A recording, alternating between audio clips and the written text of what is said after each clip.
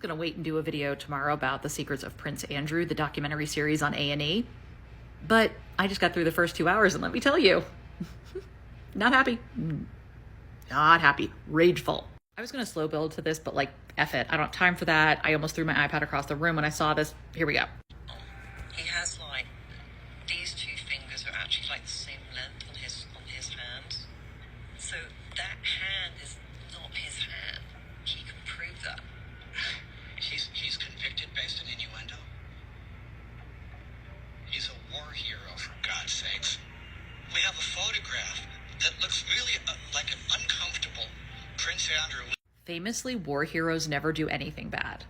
I'm going to say it, so far this feels less like The Secrets of Prince Andrew and more like the secret to rehabbing his image.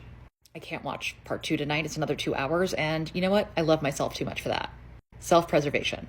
I also have to unstick myself from the ceiling after watching this. They literally had QAnon conspiracy in there, and it goes unrefuted until after a commercial break where the woman who ends up interviewing Andrew in 2019 says that they brought in digital experts. No one can find proof that the photo has been altered. I don't know, maybe we could have interspersed that with all the drivel we saw, or the fact that we know from the documentary that Virginia's lawyer is interviewed. Why not splice in what she has to say about that? Because I'm sure she has thoughts on the picture alteration theory. But now I want to play this, because this is another big problem I have with the documentary so far. Many people participated in, and they're all responsible for their part. And Prince Andrew is responsible for his part. It takes 1 hour, 56 minutes, and 2 seconds, because yes, I timestamped it, out of a 2 hour and 2 minute first part of a documentary for someone to say that Prince Andrew has responsibility for his actions. And I realized about 40 minutes in that this was going to be a big problem, because so much of the documentary so far about his early life is posited as life happens to Andrew, and not that he's made some really bad decisions, because maybe he's just not a great person. And listen, background is important. There are definitely things about Prince Andrew's life that are important to understand, to have some idea of how he got here. But so much of it, especially the Jeffrey Epstein of it all, is framed as it happens to him. He loves a lavish lifestyle, and he doesn't get as much money as Charles, so of course he's drawn in by these billionaires. Jeffrey Epstein is a master manipulator and con man. The phrasing of Prince Andrew of a victim of Jeffrey Epstein just rubs me the wrong way. Because maybe he was manipulated, but there is something broken about that man's sense of entitlement and his moral compass. It made me think of Byline Times when they did that article on Alex, Dan Wooten's former boyfriend, who said that yes, Dan got worse when he was at Murdoch and working for him, but also he was ripe for that kind of corruption and wrongdoing. And I think the same could be said about Prince Andrew. This documentary has given him no agency so far.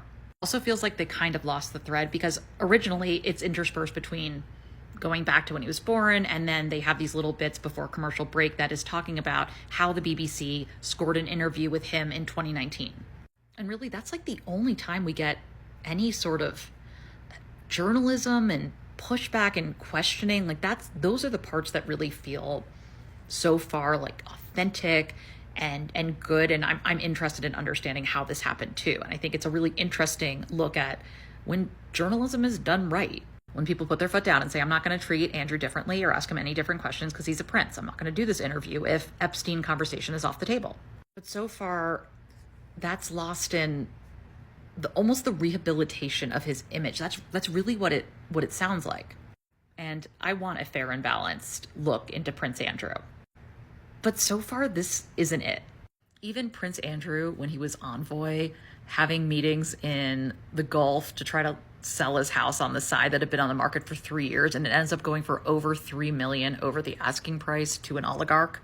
Even that is treated as sounds unethical. Really, they don't seem to be focusing on this clear pattern of behavior on Andrew, and they keep hinting at this idea that he has a dual personality, and it just feels like that was a thread that they have not pulled. And maybe it's going to come through in part 2, but so far I don't have a lot of confidence. Maybe the secret is that we as a society never learn a lesson.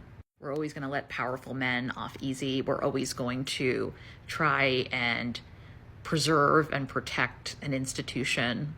We still clearly don't believe victims and women. And really, I don't even know if that's a secret. Maybe it's an open secret.